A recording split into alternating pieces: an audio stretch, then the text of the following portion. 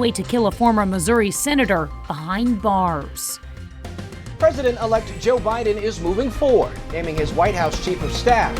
I'm Skyler Henry with a look at the move and how President Trump is still contesting the election results. And students in the Netherlands build a car out of trash.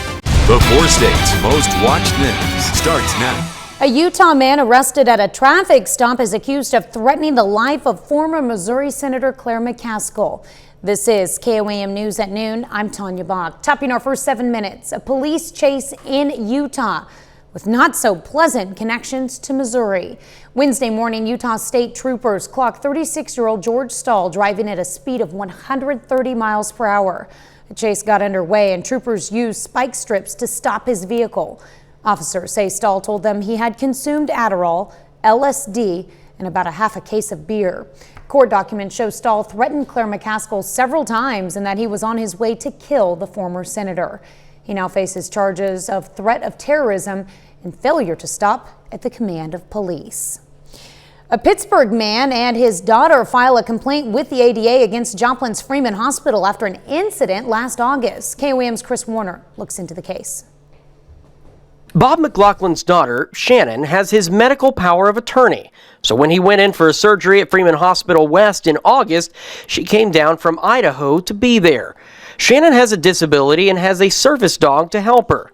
Bob was expecting his daughter to see him in his room after his surgery, but found out she'd been asked to leave. Of course, I had just come out from anesthesia, but I knew well enough that this was a public access area. And by federal regulation, her dog is allowed in public access areas. Shannon has had her service dog, Darby, for 5 years and is now an advocate for service dog education. She says until August 26th, she'd had no issues at Freeman. I was on the 3rd floor and in x-ray and in pre-op testing, and no one ever said anything. I called to make sure that there would be no problems. Then, when she went to wait for her dad, a woman approached her. The lady comes out, she goes, "Actually, so you're not allowed up here? This floor is off limits to animals." And I said, okay, well, my dog is a working service dog. She's a medical alert dog. I am disabled according to the ADA. She said she told that woman about the service dog, but still was later told she had to go. I continued my education, tried to advocate for myself. My heart rate got really high. My dog starts alerting. And she goes, "Look, you can either leave or I will call security and have you escorted out of the hospital. Your choice." Local attorney Timothy in testimony says ADA has clear rules and regulations about service animals. You know, the ADA says if I can go there without a disability, then somebody with a disability has a full and absolute right to go there. So when we talk about in the medical field, of all places, I would think they would be most aware of the guidelines. Shannon and in testimony say they both know that there are certain areas of a hospital service animals can't go into, but the floor her father was on was not a restricted area. I've tried to advocate and I've spoken with their PR team and tried to work through this politely, only to be told that as far as they're concerned, they're right, I'm wrong, and have a nice day, go away now. We reached out to Freeman, who provided us this statement saying, quote, "Freeman Health System complies with the Americans with Disabilities Act and recognizes the valuable role service animals play in the lives of our patients and visitors. Freeman contracts with local service animal owners to regularly provide therapeutic visits to patients in our hospital. Freeman takes any concern or complaint regarding non-compliance with the ADA very seriously and is currently investigating this complaint." I'm Chris Warner for KOAM News. Well, Bob and Shannon both say if Freeman had come out in the beginning and apologized for what they consider is an error, they would not have filed a complaint with the ADA. Well, the morning showers gave us a few more chills today. Mike Clayslip joins us with the first look at the forecast. Able to avoid the freeze warnings that we had from yesterday, however, so that wasn't too bad. And I tell you what, though, it's going to get colder tonight into tomorrow. But before we get there, we're already throwing 60s up on the board. It's been a delightful afternoon. even with the cloud cover, it's not going to stick around. That rain that we're seeing right now, it's going to quickly pass through. Let's go 61 in Parsons, 60 in Cassville, and 60 in Chanute as well. Now there's the aforementioned light band of rain that I had. And yeah, it'll come down for about 5 minutes before it moves out, everything moving west to east, and clearing skies on the backside of that out to the western portion of southeast Kansas. So as we progress through our Thursday afternoon, still going to go mid-60s for a high today, and sunshine before we hit sunset at 5:10. Now we know we've got developments coming. Number one, let's talk about overnight, because as we dip into Friday morning, hello freezing mark, here we go again. After we get past that and begin our little warm-up, look at the bottom left-hand corner of your screen. We've got thunderstorm activity that develops from the southwest, takes us from Friday night into early Saturday morning. We'll see some heavy rain with that as well, while it eventually clears out by Saturday afternoon and comes the scattered variety. Cold front on the backside of it. Nice thing about Sunday, Tanya, a whole lot of sunshine, even though it's going to be a little bit cooler, and we can actually ride that sun all the way through the beginning of next week. Coming up here in just a little bit, we'll kind of break down what we've got going on into the weekend. Also, too, hurricane/tropical storm Ada, fourth landfall, and now it's just about back into the ocean. Wow. Now, all in the span of one day. A lot going on with that storm. Thanks, Michael. Well, President-elect Joe Biden has picked the man he wants to be his White House Chief of Staff. Many people consider the Chief of Staff position to be among the most important roles in any administration, and Biden went with someone he's very familiar with. Skylar Henry explains. President-elect Joe Biden has chosen Ron Klain to be his Chief of Staff. Klain brings years of Washington, D.C. experience, including serving as Mr. Biden's first vice presidential Chief of Staff. The pick also shows the emphasis the president-elect is placing on the pandemic response. Klain has public health experience after serving as the Ebola response coordinator during the 2014 outbreak. We need to be masking, social distancing, remaining 6 feet apart. Dr. Celine Gounder sits on President-elect Biden's coronavirus advisory board. She downplayed the need for another full lockdown during an interview with CBS This Morning. What we need to be tightening up right now is indoor dining, going to bars, indoor gyms, that sort of thing. President Trump continues to claim via Twitter that he will win the presidential election in the end. CBS News did call Alaska and its 3 electoral college votes for the president Wednesday. This morning, the president tweeted, "It took long enough." Then he added, "Now with a recount, we will win Georgia also." Georgia Secretary of State Brad Raffensperger told CBS This Morning that the recount is unlikely to change the 14,000 vote lead President-elect Biden currently holds. At the end of the day, I think you'll find that when we do the hand recount of all the votes, it'll substantiate what we've gotten with the electronic ballot counting with the machines. The Trump campaign has yet to produce any evidence of widespread fraud, which would change the outcome of the election. Skylar Henry, CBS News, the White House. To contest election results in Pennsylvania, Michigan, Wisconsin, Georgia, Arizona, and Nevada. All states President-elect Biden has either won or currently leads. And that's a look at today's top stories and weather in our first 7 minutes. Up next on KOAM News at Noon, a group of students build a fully functioning electric car made almost entirely out of waste. And later, Fancy Schmancy just got easy peasy with today's Mr. Food recipe for chicken a la king in a hurry. Keep it here. Push to make cars more environmentally friendly is nothing new, but what about making them sustainable too? Students in the Netherlands took on the challenge, building a car out of things we throw away. Riley Carlson brings us the story. At first glance, you'd never guess this bright, sporty electric car is made almost entirely out of trash. This car is very special because it's made all out of waste. So we use all different kind of waste and also recycled waste. And all the waste has a place. The frame is made from plant materials and recycled bottles. The body, hard plastics from toys, kitchen appliances, and TVs. They even used coconut fibers and horse hairs for the seats. It took about 1.5 years for students at a Dutch university to put the one-of-a-kind vehicle together. Nobody's ever built a car before, so that's very difficult, of course. Luca has a top speed of 56 miles per hour and can go 136 miles when fully charged. But students say what really drives them goes far beyond class credit. We really hope that other car companies or other companies start using waste materials because we really want to show that it's possible in many applications.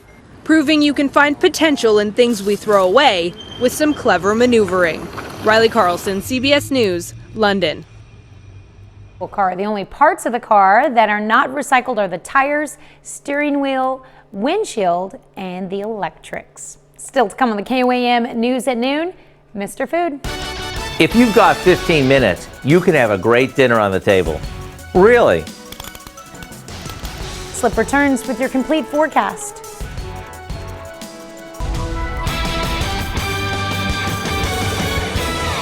Start with the weather almanac just real quick. Something I pointed out this morning was if you go back 1 year ago today, it was 11 degrees for the low, set an all-time record.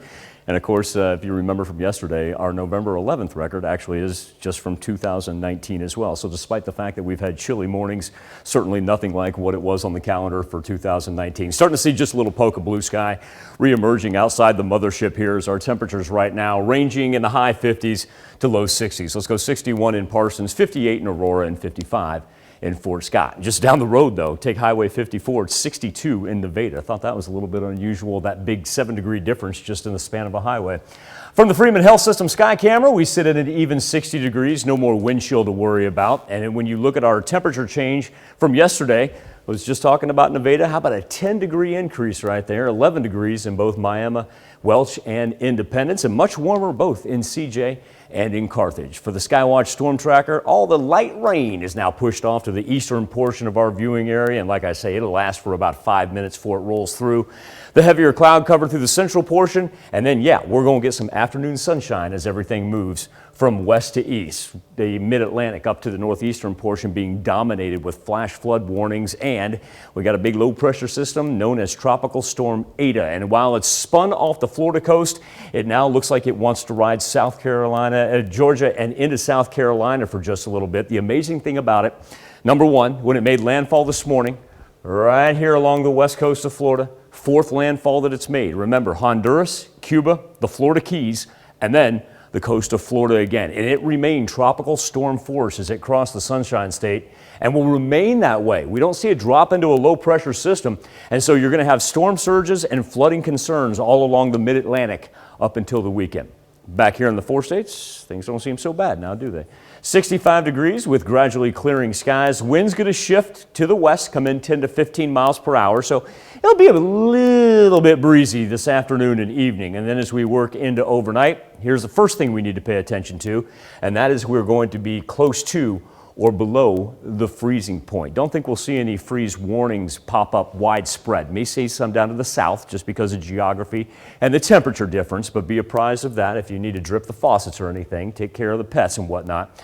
That's that rain that we push off. Now look at these clearing skies. This is going to be a key factor for what we're going to have some fun with here in just a little bit. As we get into Friday morning, cold, clear, sunny, until we get to Friday evening, and that's when we have the development of thunderstorms down to the southwest. As they roll through from Friday night into Saturday, we will see some very heavy rain with that. We're going to go anywhere from 3/4 to 1.5 inches, especially along I-44, anywhere close to that corridor. As we clear off, by the time we get to Saturday afternoon, more of the scattered variety that will come down relatively light, still able to make it up into the 60s by the time we get through Saturday. Now, Sunday's going to be a little bit cooler, but before we get there, if you have a chance, we were talking about those clearing skies. Well, tomorrow morning is going to be a great opportunity for what we've been talking about. I took this shot this morning outside of Television City. There's your guy wires from the KOAM towers. Of course, that's your crescent moon. And that right there, that's Venus. Now, it sticks out like a sore thumb. You can't miss Venus. But I've been talking about, hey, if you go down to the horizon, you can kind of find Mercury. Well, thank goodness Christina Ogle did. And I want to thank Travis and Christina for sending this in via Facebook and giving us an idea right here. That's what you're going to be looking for Mercury. You got a great chance tomorrow morning to check out 2 wonderful planets that are going to hang just below the moon because those skies are going to clear out. As we push into Sunday, Monday, and Tuesday, a whole lot of sunshine and temperatures slowly getting back into the 60s. Looking forward to those temperatures to warm up, that's for sure. I'm looking forward to Mercury and Venus. And thank you, Christina Ogle. What a marvelous shot. Yeah, appreciate that. It's always fun to check those out. Thanks, Michael. We take this time to honor today's fourth state hero, Staff Sergeant Charles Clements in the U.S. Army. A Joplin native served in both Korea and Vietnam. He was later served a tour in Germany. Staff Sergeant Clements is the recipient of 2 Bronze Stars, the Republic of Vietnam Campaign Medal, the Army Commendation Medal, and the Good Conduct Medal. To Staff Sergeant Charles Clements, we thank you, our fourth state hero. Today's comforting dinner recipe is said to have been created for a king who loved it so much he put it on his hotel menu the very next day. Howard shows us how to make chicken a la king in a hurry in the Mr. Food Test Kitchen. It's always interesting when we find out how a recipe gets its name. For example, when it comes to today's recipe, chicken a la king, it was said to have been created back in the late 1890s at the Brighton Beach Hotel in Brooklyn, New York. You see, Chef George created it for the hotel's owner, E. Clark King II. And legend has it that he liked it so much, he put it on the menu the next day. So here's a shortcut version you'll love. We start by sauteing some mushrooms in a bit of butter. Once they're tender, we stir in a can of cream of chicken soup, along with a bit of milk and a touch of salt and pepper. Once it begins to simmer, we toss in some peas, a bit of diced pimentos that we've drained really well, and of course, lots of chunked up cooked chicken. And to make this even more weeknight friendly, how about using pre-cooked refrigerated or frozen chicken? It sure is a whole lot easier. After it simmers, it's ready to serve over anything from buttered noodles to hot out of the oven biscuits. This is one of those dishes that is so simple, yet so comforting, it's hard to resist. If you'd like our recipe for what we call chicken a la king in a hurry, it's online now, and let me tell you, it's fit for a king. E. Clark King II, that is. I'm Howard in the Mr. Food Test Kitchen, where today we rediscovered a classic dish that'll have you saying, ooh, it's so good. You can find this recipe along with a lot more good food from the Mr. Food Test Kitchen online. Just go to our website at KOAMnewsnow.com. 3 key factors. Number 1, sunshine today. Number 2, close to freezing overnight. Number 3, the origination of thunderstorm activity for Friday evening all the way into Saturday morning. Temperatures, though, in the weekend will be the 60s and 50s. Now over to Dow Quick with a look at what's coming up tonight at 5. Yeah, at 5, it's like a Swiss Army knife of sorts for nurses. In Health Watch, we're going to learn more about the invention a couple of nurses created that could improve patient care all around the country. Plus, Pittsburgh community schools are facing a new challenge as an increasing number of teachers have to be quarantined. We'll have what the district is doing to meet the challenge. And Missouri Governor Parson announces new close contact guidelines for schools. We'll have more on what the new guidelines are and hear from local schools on the changes that are going to 5. All right, thank you, Dow. Thanks for joining us for KOAM News at Noon. We'll see you right back here at 5 o'clock.